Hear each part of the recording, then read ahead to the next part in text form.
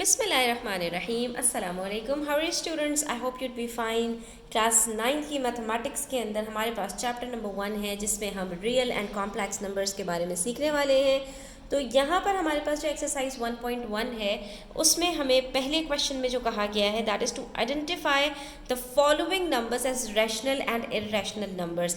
अक्सर बच्चे कंफ्यूज हो जाते हैं कि कौन से नंबर्स रैशनल होते हैं, कौन से नंबर्स इर्रेशनल होते हैं। तो उसके लिए कुछ कीवर्ड्स आपको पता होने चाहिए और सिर्फ एक ट्रिक इसके अंदर आपने अप्लाई करनी होती है और देयर यू गो, आपको वहाँ पता चल जाता है कि कौन से नंबर्स रैशनल होते हैं और कौन से इर्रेशनल होते हैं। तो सबसे पहले स्टूडेंट्स हमने करना ये है कि यहाँ पर जो हमें क्वेश्चन नंबर 1 के अंदर जितने भी नंबर्स दिए गए हैं इनको हम जो पहला स्टेप है वो ये है कि हम इनको डेसिमल के अंदर कन्वर्ट करेंगे, क्योंकि हमें ज़्यादातर नंबर्स जो दिए गए हैं वो या तो फ्रैक्शंस में हैं और या फिर वो रूट में दिए गए हैं। तो हमारा पहला काम ये है कि कैलकुलेटर उठाइए और सारे नंबर्स को आपने कन्वर्ट कर देना है डेसिमल में और वहाँ से हमारी वर्किंग बहुत सिंपल हो जाती है।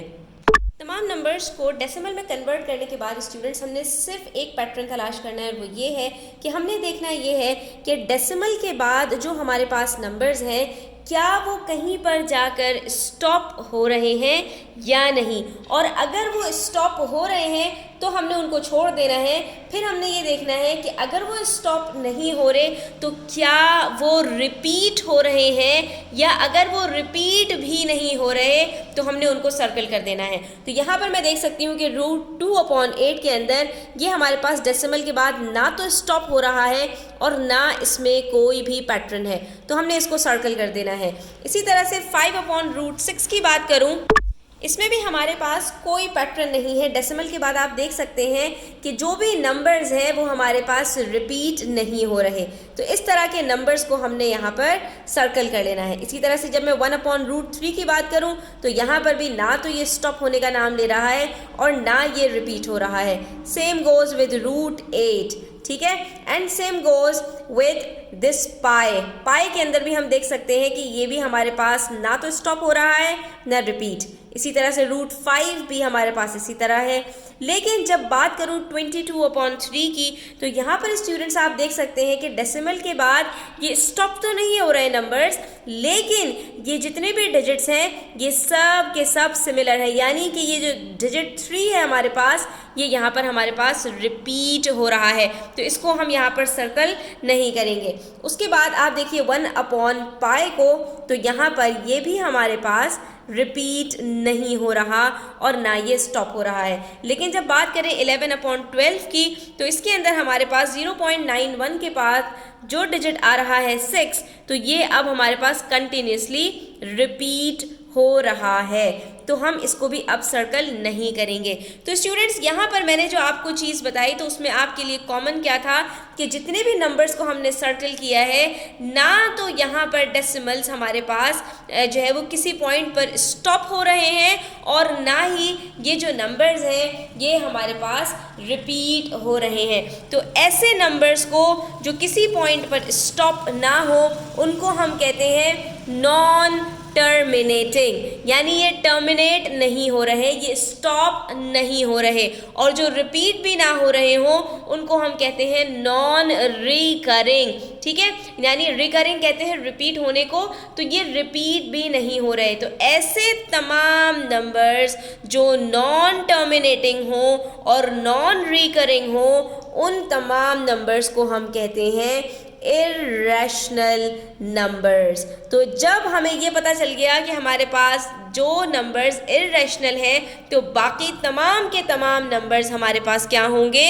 Rational numbers. अब आप ये देख सकते हैं 0.2 टर्मिनेट हो गया, ये रैशनल नंबर है। 0.25 ये टर्मिनेट हो गया, रैशनल नंबर। उसके बाद 0 ये तो हमारे पास है ही होल नंबर्स, तो जितने भी होल नंबर्स हैं, जितने भी पॉजिटिव और नेगेटिव इंटीजर्स हैं वो सब के सब होते ही हमारे पास रैशनल नंबर्स हैं, ठीक है, क्योंकि इसके अंदर डेसिमल का कुछ लेना देना ही नहीं होता, तो ये सब भी हमारे पास क्या होते हैं?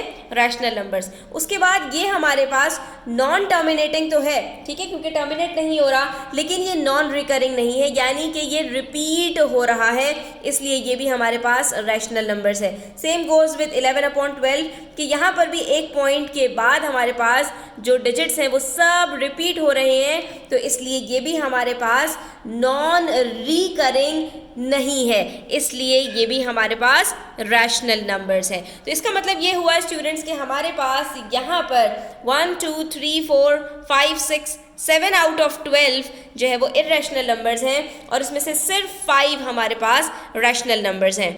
इन अ नटशेल हम ये कह सकते हैं यहाँ पर स्टूडेंट्स कि वो तमाम डेसिमल्स जो टर्मिनेट हो जाएं, जैसे कि 1/2 0.5 पे टर्मिनेट हो गया, 1/4 0.25 पे टर्मिनेट हो गया, या वो डेसिमल्स कि जो टर्मिनेट तो ना हो लेकिन रिपीट होते हो, चाहे वो सिंगल डिजिट हो, चाहे वो डबल डिजिट हो, चाहे वो ट्रिपल डिजिट्स हो, और चाहे वो 4 डिजिट्स हो जो कि बार बार रिपीट हो रहे हो, तो वो तमाम नंबर्स हमारे पास क्या होते हैं, रैशनल नंबर्स होते हैं। जैसे कि 1/3 टर्मिनेट तो नहीं होगा, नॉन टर्मिनेटिंग है लेकिन रिकरिंग है। इसी तरह से 9/11 टर्मिनेट नहीं हो रहा, 0.81 81 81 और सो ऑन, ये हमेशा 81 81 81 ही रहेगा, यानी रिपीट होता रहेगा।